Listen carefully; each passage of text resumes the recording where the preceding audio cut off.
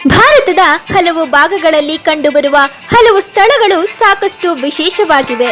ಅದರಲ್ಲಿಯೂ ಧಾರ್ಮಿಕವಾಗಿ ಸಾಕಷ್ಟು ಮಹತ್ವ ಪಡೆದ ಅನೇಕ ಸ್ಥಳಗಳು ತಮ್ಮದೇ ಆದ ಹಿನ್ನೆಲೆ ದಂತಕಥೆಗಳನ್ನ ಹೊಂದಿದ್ದು ಇಂದು ಧಾರ್ಮಿಕ ತಾಣಗಳಾಗಿ ಪ್ರವಾಸಿಗರನ್ನ ಆಕರ್ಷಿಸುತ್ತಿವೆ.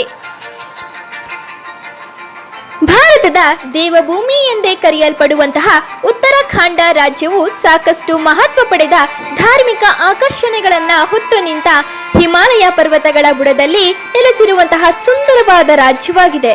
ಇಲ್ಲಿ ಸಾಕಷ್ಟು ತೀರ್ಥಯಾತ್ರಾ ಕ್ಷೇತ್ರಗಳಿರುವುದು ವಿಶೇಷ.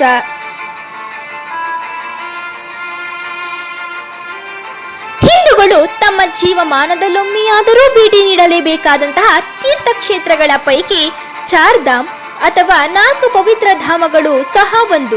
ಬದರಿನಾಥ, ರಾಮೇಶ್ವರಂ, ದ್ವಾರಕಾ ಹಾಗೂ ಪುರಿ ಇವೇ ಆ 4 ಮಹತ್ವದ ತೀರ್ಥಯಾತ್ರಾ ಕ್ಷೇತ್ರಗಳಾಗಿವೆ.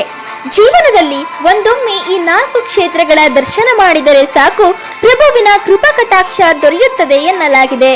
ಆದಾಗ್ಯೂ ಈ 4 ಪವಿತ್ರ ಧಾಮಗಳ ಪೈಕಿ ಬದರಿನಾಥ ಕ್ಷೇತ್ರವು ಸಾಕಷ್ಟು ಮಹತ್ವ ಪಡೆದ ಕ್ಷೇತ್ರವಾಗಿದೆ.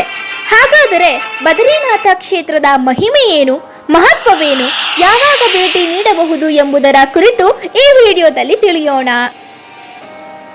ಸಂಸ್ಕೃತದಲ್ಲಿ ಬದರಿ ಅಥವಾ ಭದ್ರಿ ಎಂದರೆ ಎಲಚಿಕಾಯಿ, ಬೋರೆಕಾಯಿ ಅಥವಾ ಭಾರಿಕಾಯಿ ಎಂದೆನ್ನಲಾಗುತ್ತದೆ.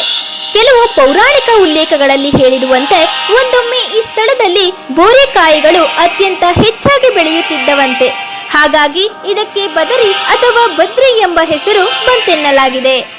ಅಲ್ಲದೆ ಇಲ್ಲಿರುವ ವಿಷ್ಣುವಿನ ದೇವಾಲಯದಿಂದಾಗಿ ಇದಕ್ಕೆ ಬದರಿನಾಥ ಎಂಬ ಹೆಸರು ಕೂಡ ಬಂದಿದೆ ಎನ್ನಲಾಗಿದೆ. ಬದರಿಗಳಿರುವ ನಾಡಿನ ನಾಥ ಅಂದ್ರೆ ಒಡೆಯನಾಗಿ ಬದರಿನಾಥನನ್ನ ಕೊಂಡಾಡಲಾಗುತ್ತದೆ. ಬದರಿನಾಥ ಉತ್ತರಾಖಂಡ ರಾಜ್ಯದ ಚಮೋಲಿ ಜಿಲ್ಲೆಯಲ್ಲಿರುವ ಧಾರ್ಮಿಕ ಮಹತ್ವವಿರುವ ಪಟ್ಟಣವಾಗಿದೆ. ಈ ಪಟ್ಟಣವು ಸಾಕಷ್ಟು ಸಾಹಸಿಮಯ ಟ್ರೆಕ್ ಮಾರ್ಗವಾದಂತಹ ನೀಲಕಂಠ ಹಾಗೂ ಇತರೆ ರುದ್ರ ರಮಣೀಯ ಪರ್ವತಗಳಿಂದ ಸುತ್ತುವರೆದಿದ್ದು ಸಾಕಷ್ಟು ಪ್ರಕೃತಿ ವಿಕೋಪಗಳು ಸಂಭವಿಸಬಹುದಾದ ಸ್ಥಳದಲ್ಲಿ ನೆಲೆಸಿದೆ. ಕಥೆಯೊಂದರ ಪ್ರಕಾರ ಆದಿ ಶಂಕರಾಚಾರ್ಯರು ಧರ್ಮ ಪ್ರಸಾರಕ್ಕಾಗಿ ಭಾರತ ಸಂಚರಿಸುವ ಸಂದರ್ಭದಲ್ಲಿ ಈ ಸ್ಥಳಕ್ಕೆ ಬಂದಾಗ ಅಲಕಾನಂದ ನದಿಯಲ್ಲಿ ಕಪ್ಪು ಸಾಲಿಗ್ರಾಮ ಶಿಲೆಯಲ್ಲಿ ಒಡಮೂಡಿದ ಬದರಿನಾರಾಯಣ ಸ್ವಾಮಿಯ ವಿಗ್ರಹವು ದೊರೆತಿತ್ತು. ಹೀಗೆ ದೊರೆತ ನಾರಾಯಣನನ್ನ ಅವರ ತಪ್ತಕೊಂಡ ಎಂಬ ಬಿಸಿ ನೀರಿನ ಬುಗ್ಗೆ ಬಳಿಯಲ್ಲಿರುವಂತಹ ಗುಹೆಯೊಂದರಲ್ಲಿ ಪ್ರತಿಷ್ಠಾಪಿಸಿ ಪ್ರವರ್ಧಮಾನಕ್ಕೆ ಬರುವಂತೆ ಮಾಡಿದ್ದರು. ನಂತರ 15ನೆಯ ಶತಮಾನದಲ್ಲಿ ಇಲ್ಲಿನ ಗಾಡ್ವಾಲ್ ಪ್ರಾಂತ್ಯವನ್ನಾಳುತ್ತಿದ್ದ ಅರಸ